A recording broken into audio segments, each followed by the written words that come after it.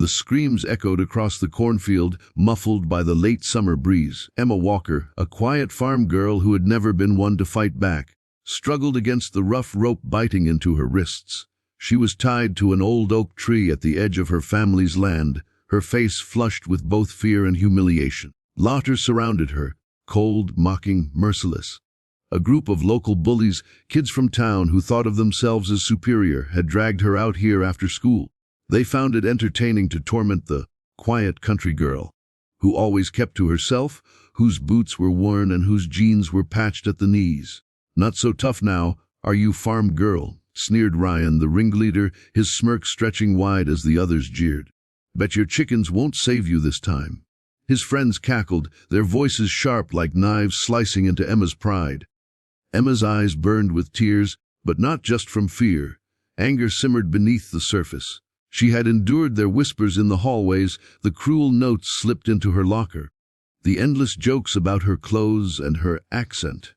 But this tying her up in the woods like she was nothing more than an animal, this was different. This was humiliation turned into cruelty. One of the bullies pulled out a phone, laughing. "Let's take a picture. Post it. Let everyone see what happens to losers who don't belong here." Emma swallowed hard, her lips trembling, but in that moment, a spark of courage lit within her. She couldn't fight them physically, not tied like this, but she had one lifeline. She remembered the promise her husband, Jack, had made before leaving for training last month. "If you're ever in trouble, one call. Just one call, Emma. I'll be there." With trembling fingers, she managed to nudge her phone out of her pocket as the bullies got distracted posing for their cruel photo. She pressed the emergency dial, the number Jack had saved under his name. The call went through, silent on her end, but Jack would know. He had trained her. The bullies didn't notice. They were too busy laughing. But miles away, Jack Walker, decorated Delta Force operative, looked down at his buzzing phone. One glance at the screen, and his heart stopped cold. His wife had triggered the code, no words. Just an SOS. Jack was already on the move before the second buzz ended. Emma felt her strength fading. The rope scraped her skin raw, the laughter surrounding her became sharper, and for the first time, she wondered if they'd ever let her go. Her chest tightened. What if Jack was too far? What if, suddenly, the woods fell silent, so silent it was eerie. The bullies looked around nervously, their laughter fading. Ryan forced a grin, trying to mask his fear. "What? You scared of the dark now?" But then they heard it, footsteps, heavy, deliberate, confident.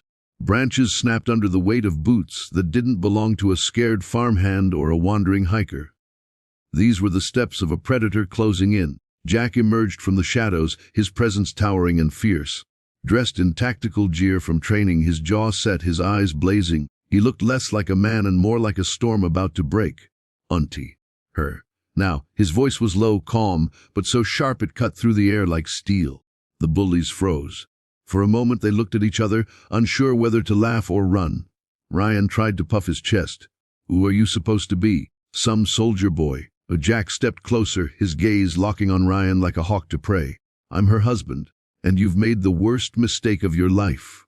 One of the boys lunged forward, maybe trying to prove something, but Jack's reflexes were lightning. With a simple movement, nothing flashy, just pure precision, the boy was on the ground, gasping, his wrist pinned. The others stepped back, fear creeping into their eyes. "Please," Emma whispered, her voice breaking as tears streamed down her face. Jack's attention snapped to her. In 2 swift moves, he cut through the ropes, pulling her into his arms. She clung to him, her body trembling, as he whispered, "I've got you. You're safe now." The bullies stood frozen, their bravado crumbling. Jack's gaze swept over them, and for the first time in their lives, they felt the weight of true fear. "You think tying up an innocent woman makes you strong. You have no idea what strength is. Strength is protecting, not destroying. If you ever come near her again," he paused, his voice dropping to a terrifying whisper, "you'll answer to me." The boys scattered, tripping over each other as they ran into the night, their laughter replaced with terror. Back at the farmhouse, Emma sat at the kitchen table, a blanket draped over her shoulders. Jack crouched in front of her, gently wrapping her raw wrists with clean bandages. His eyes softened as he studied her, guilt weighing heavy on him. "I should have been here," he whispered. Emma shook her head, her voice steadier now. You always are. One call. Remember, He managed a small smile, brushing a strand of hair from her face. "And I always will be." She looked at him, her heart swelling with gratitude and love. For years, she had felt small, overlooked, and powerless in the face of cruelty. But tonight, she realized something: she wasn't alone. She had a partner who stood unshaken by storms, who would cross any distance to protect her. And in her own way, she had been strong too, strong enough to endure, strong enough to make that call, strong enough to rise above the cruelty of others. 2. The story of what happened spread quickly through the town. The bullies, once feared by their classmates, now walked with their heads down, haunted by the memory of the man who had appeared like a shadow from the woods. And Emma, she carried herself a little taller, no longer the quiet farm girl to be mocked, but the woman whose courage and resilience had drawn strength from love. Because true strength wasn't about fists or ropes or cruelty. It was about protection, loyalty, and the unbreakable bond between two souls. And the town would never forget the night when a Delta Force husband arrived to remind them all what real power looked like.